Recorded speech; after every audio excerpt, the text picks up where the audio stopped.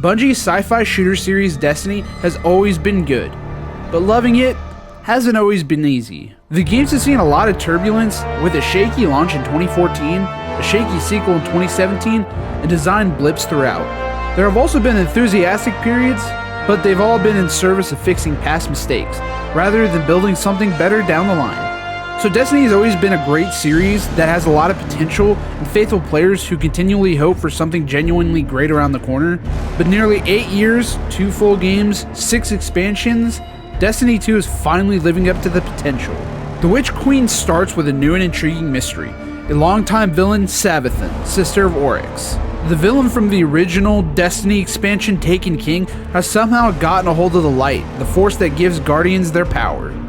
The Hive, enemies we've been battling for nearly a decade, suddenly have the same magical space powers that we do, including the most video gamey of all powers, the ability to respawn. The only way to keep them down is to rush their bodies on the battlefield, crushing their spiky ghosts, the living machines that supply Guardians of the Light, in our hand.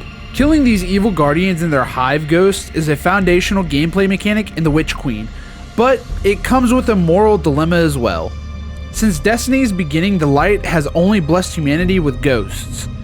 There have been some suspect Guardians in the lore, but we've never seen enemies wield the Light against us in the game. Bungie is clearly pulling out a classic thread here, asking what makes the good guys good and what makes the bad guys bad. But as ordinary and meaningless as the Destiny story has been in the past, we got deeply invested in the tale Bungie is telling with the Witch Queen. With this story, Bungie has bridged a massive gap. After years of working to establish surrounding lore and makeup for the first game's poor storytelling, it feels like the studio is finally free to tell a compelling narrative. For example, Guardians are finally questioning mysterious beings like the Traveler in-game, and we have great characters on both sides of the debate. The story is just one piece of Bungie's magnum opus, the first link in the chain that connects the entire expansion. The central mystery, how the Hive got the Light, centers around the new Thorn World location, letting players dive into the mind of the most interesting villain in the series' history. Secrets that the players find in the world grant new currencies, which in turn lead to new weapons, which then plays into the all-new weapon crafting system. We are constantly using new weapons so we can add them to our crafting repertoire, or level up weapons we've already crafted to improve them further. The new evidence board found in-game on Mars, one of those classic detective boards with strings tying loose ends together, becomes its own parable for what the expansion does so well. The additions from the new glaive weapon type to the Void 3.0 ability overhaul to the weapon crafting system doesn't exist to fix past problems. Instead, they help breathe new life into activities we've been playing since 2017. It's Destiny with the baggage stripped away, and every piece flows together beautifully.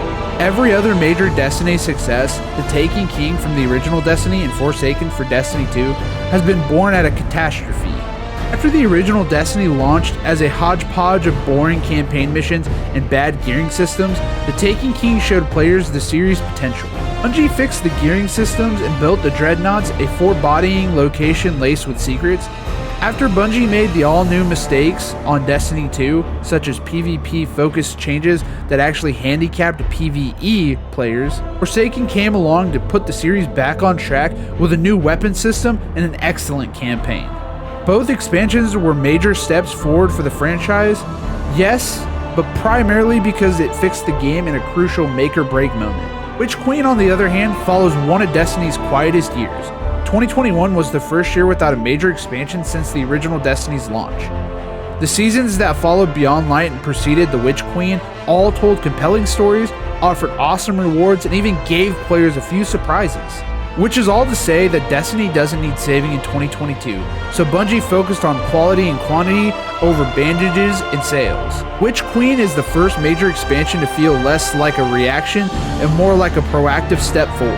This isn't Bungie reinventing the wheel, it's watching it evolve from spokes and wood to metal and rubber. It still adds a new campaign, location, and new weapons, but all of its offerings reach a series high, with the campaign being a particularly excellent standout. It's like if Blizzard dropped a World of Warcraft expansion so good that it easily blew the Lich King, which many view as the golden age of World of Warcraft, out of the water. The Witch Queen demolishes the quality bars set by the Taken King and Forsaken, and have left me even more excited for the upcoming Lightfall and Final Shape expansion. Longtime Destiny players, we have had an emotional experience with the Witch Queen. Feeling something akin to pride, like watching a toddler take its first steps, we've seen Destiny succeed and stumble for years now. Destiny 2 will almost certainly lose its footing again, but our apprehensive hopes has turned into buoyant confidence, and we all know Bungie will pick itself back up, dust itself off, and keep moving forward. 8 years after the first clumsy beginnings, the series isn't about hope for the future anymore. The Destiny we've always wanted is here. The campaign and Bungie's hopes covered, we've turned our attention to the raid. Every new expansion to Destiny, Bungie introduces a new raid, and the Witch Queen is no exception. The Vow of Disciple is the first raid for the Witch Queen, with the promise of a legacy raid coming later this year. While this legacy content will probably be a reimagined raid from Destiny's past, most likely King's Fall returning from the Taken King, Vow is a brand new and significantly pushes Destiny's story forward. While our clan wasn't fast enough to attain World's First, we did jump into the raid blind, solving puzzles and discovering mechanics naturally. These aspects are major points to making a good Destiny raid, and Vow Disciple does not disappoint. Since not all players will experience the content without a full group, the raid itself is significant to Destiny's overall story and endgame. Destiny has been building for next year's expansion Lightfall since Forsaken, even further back if you consider the introduction of the Darkness. However, Vow of the Disciples takes the biggest step forward yet. We'll be keeping the ending of the raid spoiler-free, but all Guardians can feel the results of the raid being completed.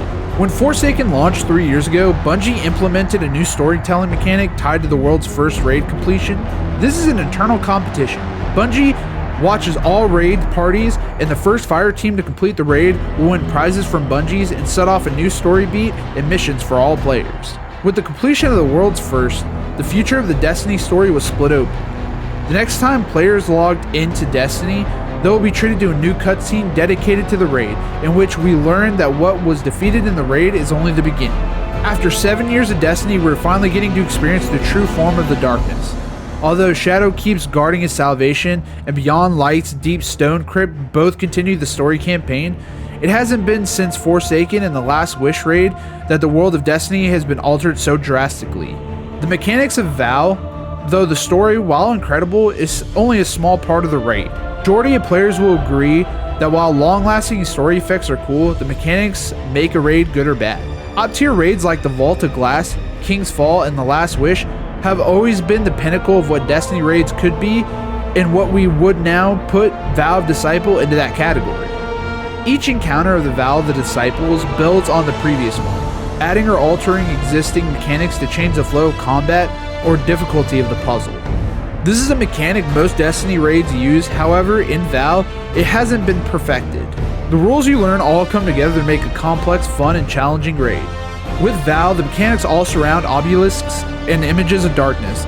In many cases, you are tasked with defeating these obelisks, while others seek out the images being shown to them. It becomes much more complicated the longer the raid goes on. Simple tasks like this make a raid understandable and a challenge to all 6 players while ensuring everyone feels important and useful. Vow Disciple is one of the most fun raids our teams has experienced inside Destiny. Complex and rewarding, as well as mysterious and story-focused, are things we want a raid to prioritize, and Vow Disciple has that in its spade. As new strategies rise and the restrictions of the contest modes fade, we will be covering the best ways you and your team can defeat Rolk. However, until then, we urge you, every Guardian that can journey into the Pyramid to do so, you won't regret the trip. From the first line of dialogue to the new cutscenes, Vow Disciple has shown that it is not only the end of the Witch Queen, but only the start of the Destiny 2 as a whole.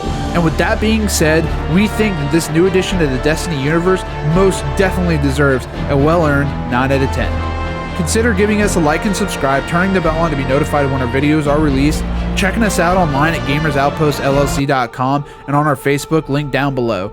Until then, take care and we'll see you next time.